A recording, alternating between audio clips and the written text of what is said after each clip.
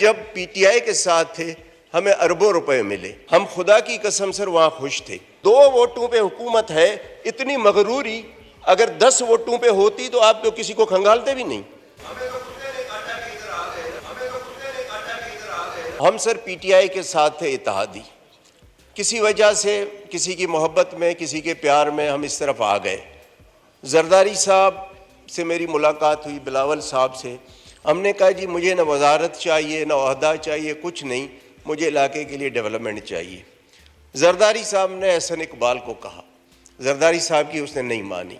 शहबाज शरीफ साहब की मेहरबानी, उसने 3 बार एहसन इकबाल को कहा कि जी असलम भूतानी मेरे पास दोबारा शिकायत लेके ना आए। फिर भी जब किताब छपी पीएसडीपी की कोई स्कीम नहीं थी। फिर जब पीएम के सामने एहतजाज किया, वहाँ भी एहसन इकबाल साहब जज्बाती हो गए। सरदार अयाज सादिक मौजूद थे, वो गवाही देंगे।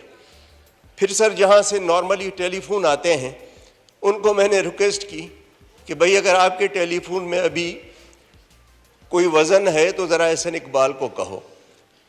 तो फिर जाके उन्होंने मेरी स्कीम रिफ्लेक्ट की।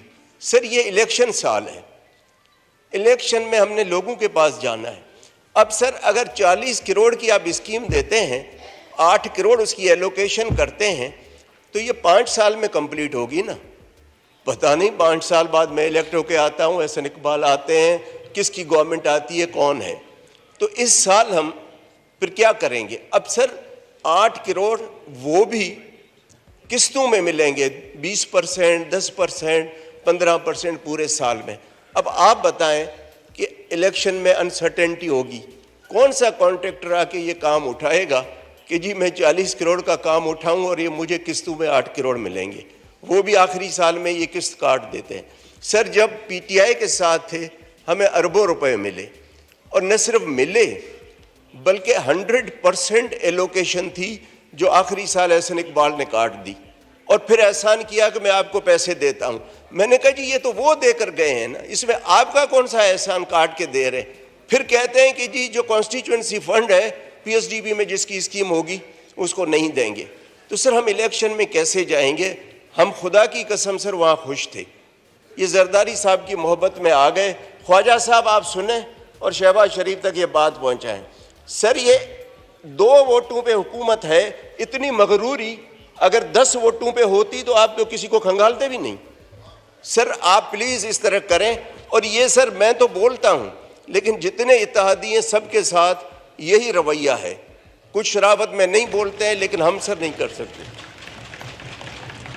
तो सर ये नाइंसाफ़ी है। मतलब अब जरदारी साहब ने 58 आदमी आपको करके दिए हुकूमत बनाने के लिए। शहबाज शरीफ साहब से गिला नहीं है, वो हद से ज़्यादा इज्जत करते हैं। हमें सर पीटीआई में इज्जत नहीं थी, फंड्स बहुत ज़्यादा थे, अरबों रुपए के फंड्स थे। अब लोग कहते हैं कि आप जाके वहाँ इज्जत कमाएं और हमें पीने का पानी न मिले। तो सर ये इज्जत को पीएम साहब की बड़ी मेहरबानी, जरदारी साहब पीएम साहब बहुत इज्जत करते हैं हद से ज़्यादा। लेकिन सर आप इनको बुलाएं एहसन इकबाल साहब को, नहीं तो सर ये 1 साल रोज़ाना मैं असेंबली में एहतजाज करूँगा ताकि मेरे लोग सुने कि क्या हो रहा है। और ख्वाजा साहब और सरदार अयाज सादिक साहब बैठे हैं। सरदार अयाज सादिक को पता है कि क्या हमने बात की, फिर भी उसने नहीं डाली। फिर टेलीफोन करवा के डलवाई और फिर भी उन्होंने लॉलीपॉप दिया 20%। अब आप बताएं कि इस तरह तो हुकूमतें नहीं चलती है ना। जनाब का पॉइंट रजिस्टर हो गया। सर सरदार अयाज को भी पता है और ख्वाजा साहब दोनों को पता है। थैंक नहीं मुझे उसका, मैं बारी बारी आपका भी जवाब देता हूं। जनाब स्पीकर, गिला जो है मेरे भाई भूतानी साहब का बिल्कुल बजा है, मैं उससे किसी को इख्तलाफ नहीं है और उसको रेक्टिफाई किया जाएगा। लेकिन साथ साथ जो है शहबाज शरीफ साहब जो है मेरा है 2 या 3 दफ़ा इनके हल्के में पिछले 1.5-2 माह में गए हैं। एक दफ़ा मैं भी उनके साथ था, मेरे ख्याल परसों भी वहीं थे। तो वो भी जो है अल्टीमेटली जो उस ग्वादर की जो डेवलपमेंट है वो भी इनके हल्के की डेवलपमेंट है। मैसिव वहाँ पे डेवलपमेंट हो रही है। अल्लाह करे ग्वादर जो है वो अपने तकमील के मराइल से गुजर के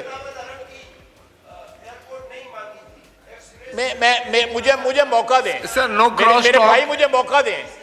नहीं मुझे मौका दें। मुझे Sir, मेरी no पूरी तो cross बात- talk. Address the मैं chair. मेरी पूरी बात तो सुन ले प्लीज प्लीज।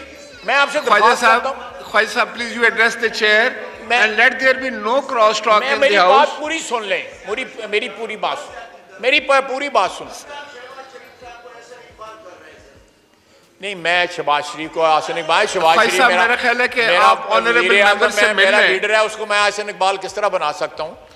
लेकिन मैं जो कोताही है मैं उसको, मुझे अभी याद साहब ने कहा है कि रात को मसला ये सेटल हो गया है, लेकिन स्टिल मैं समझता हूँ कि बुतानी साहब के इलाके का, बलूचिस्तान के बाकी इलाके का जो है वो रियासत जो है वफाक के ऊपर बहुत हकमंद है।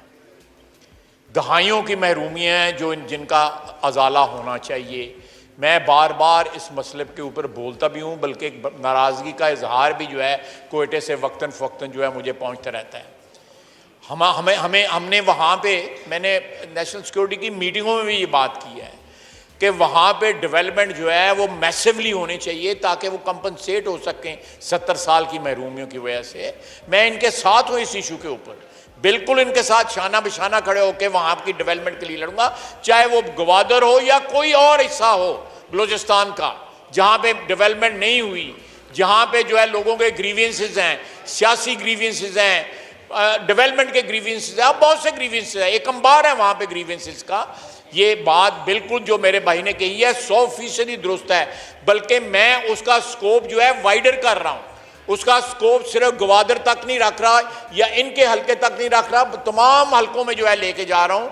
बलूचिस्तान में ये हुआ है, ये हमारी तारीख का एक अलमिया है और इस अलमिये की जो है करेक्शन करने की ज़रूरत है और इसमें वफाक का मेन रोल है, चाहे वो हम वफाक में हो या कोई भी वफाक में हो, अदरवाइज ये जख्म जो है रिश्ता रहेगा। बहुत बहुत Khwaja Sahab, I would suggest के बुतानी साहब is a very senior member of this house, तो आप बैठकर इनसे ये मामलात जो है ना खुद एज ए पार्लियामेंट्री लीडर जो है वो देख लें। पीटीआई की हुकूमत थी जी, एक माहौल बन गया और ये तब्दीली हुई। तो तब्दीली का मेरे ख्याल मकसद जो था वो कुछ और था, मगर अब कुछ और नज़र आ रहा है।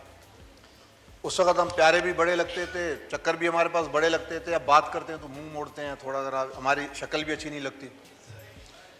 तो हम समझे कि रवैयों में भी तब्दीली होगी, अखलाकियात में भी कुछ बढ़ोतरी आ जाएगी, मगर उधर की उधर ही जितों दी खोती उते आण खिलौती,